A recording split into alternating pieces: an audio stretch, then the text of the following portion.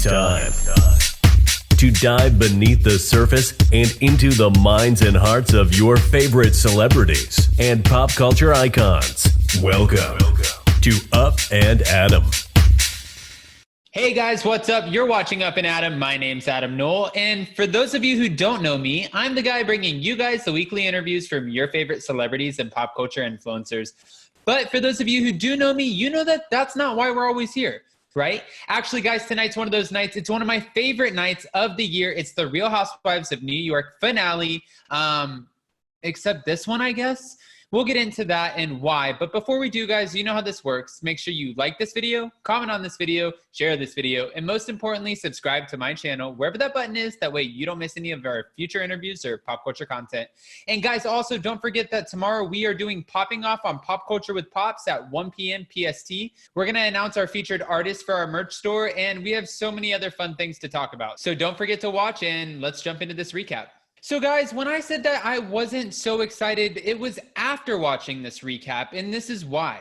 I thought it was a little bit lackluster. You want to know how you know this? It's when you get a finale where you have a housewife or somebody on a Bravo show walk out for no apparent reason. They make something up. We've seen it on some of the spinoffs of The Real Housewives of Beverly Hills. I'm not going to get into that, but we've seen it on a few shows. Let's talk about it at the end, though. But Viva La Diva. Luann is finally recording with an artist. She's taking a step up in the world. Desmond Child is teaming up with her. The artist who sings Living La Vida Loca. So even though her singing is still a little, someone, I guess, sees potential in her. No one here is saying that Luann is Celine Dion, but she puts on a performance.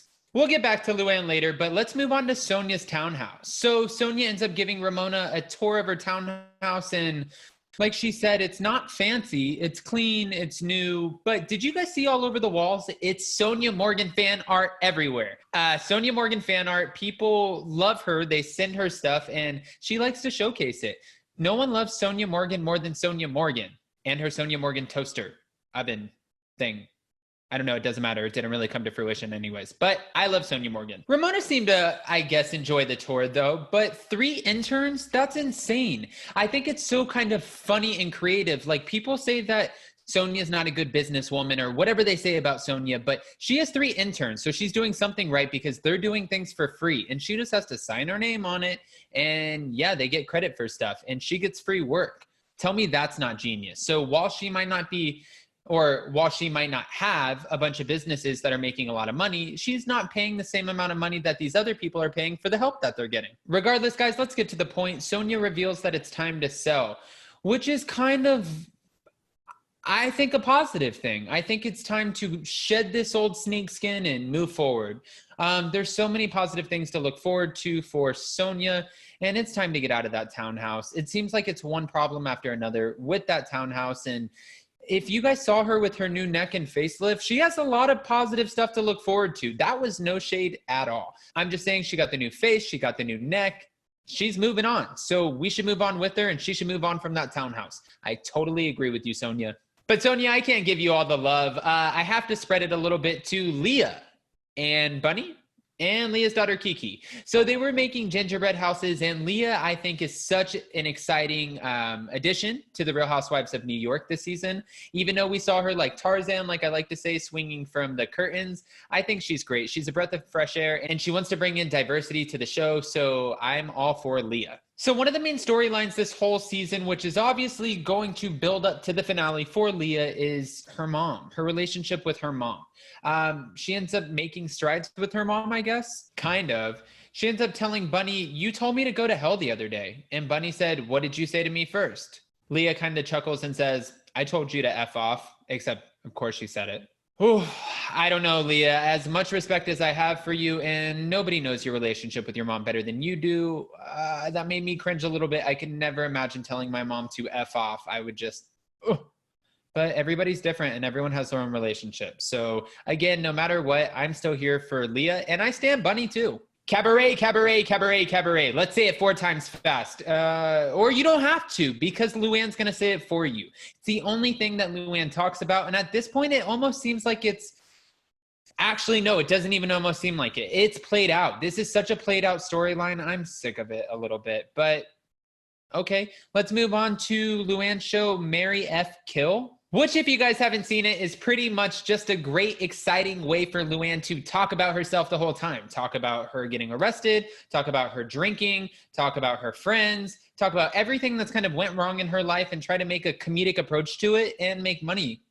But not too much money if she's paying Sonia like $200, right? Speaking of Sonia, let's move on to her. She was raising money for the LGBTQ community with Drag Queen Bingo. I thought this was such a fun, exciting way for her to raise money, especially for the LGBTQ community. But the funniest part of this was that Ramona walked into an LGBTQ event and was wondering why they were all gay men. What, Ramona? Where are you? So Ramona, of course, gets excited when there are men at any event, and that's, again, no shade. I don't throw shade at anyone. She says that. She says that herself. But I don't think gay men are really on the roster of what she was looking for. What really excites her to get her to stay? Now, we know that that excites Sonia. Sonia loves to have gay men around her all the time. She loves the LGBTQ community, and she kind of feeds off of that energy that everyone gives to her. Everyone kind of, yes, Sonia, you're the best, Sonia. And she loves that. Whereas Ramona is like, I want a date. I want a drink. I want a hot man to buy me a drink and take me on a date. I don't want to be here with a bunch of LGBTQ drag queens. She didn't necessarily say that, but that's the vibe that we're getting, right? I would love it. In West Hollywood, we go to drag queen bingo kind of events all the time. Except it's not really bingo, it's karaoke, but this isn't about me. It's about Sonia and Ramona. Even funnier than that, though, on stage, Sonia ends up calling out Ramona about being shocked that it was all gay men. They're going back and forth, trying to expose text messages, whatever, going back and forth on the mic, and we've seen this before. And Dorinda says she's disgusted with their behavior. Dorinda's on a roll. That might have been part of the reason that Bravo let her go after this season. She kind of pops off a lot. A lot of people say that it's uncalled for most of the time. I don't know. The thing is a lot of the time that we see these housewives pop off like this, it's usually a contradiction because they're popping off on something that they've actually done in scenes we've seen before too. So we kind of think, what are you talking about? And that makes sense that we think that because we're the fans, we're the ones watching you, and you might be forgetting it because you might have hit the bar once or twice or 3 times or 7 times, but you didn't get a mugshot over it, right?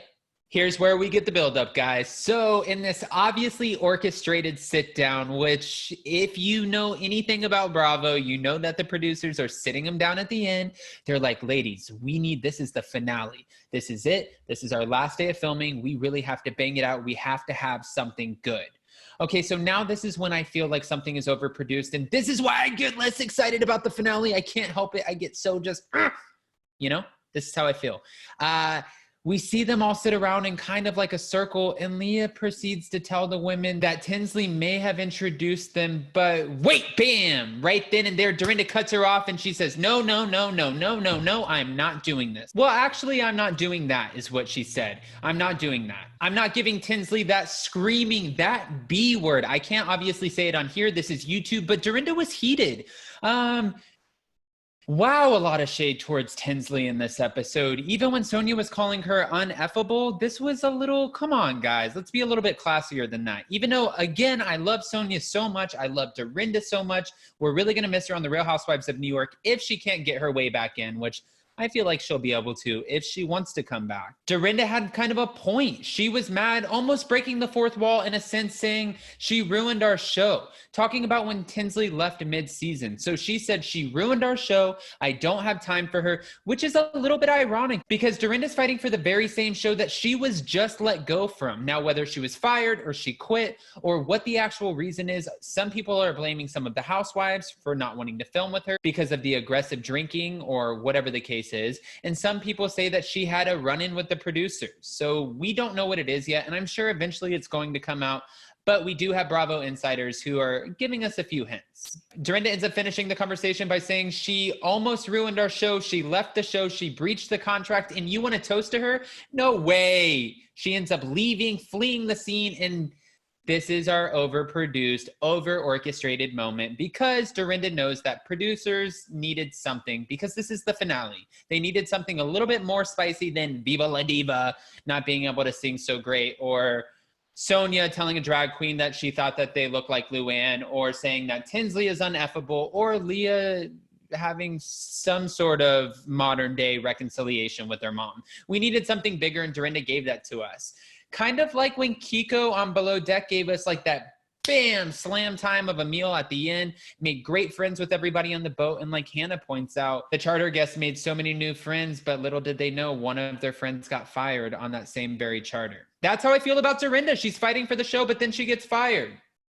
That's why we need to find out what happened. But guys, that was the Real Housewives of New York finale. I can't wait until we see the reunion. It's going to be amazing. And we get an in-person reunion. The masks were great, but the outfits were even better. This is going to be sick, guys. And I love that Leah gets an actual in-house reunion. And you guys know that she's going to go there and act as Elisa's mouthpiece. So again, guys, I can't wait. If you haven't already, make sure you like this video, comment on this video, share this video, and most importantly, subscribe to my channel, wherever that button is below. That way you don't miss any of my future interviews or pop culture content. And guys, of course, we're doing a live recap tomorrow at 10 a.m. PST for Real Housewives of New York. And if you guys haven't already, go ahead and check out my merch store because we've dropped some really cool stuff and we're introducing our artists tomorrow on Popping Off with Pops at 1 p.m. PST. Bye, guys, except for you, Jolene. Bye, guys. Thanks for watching Up and Adam.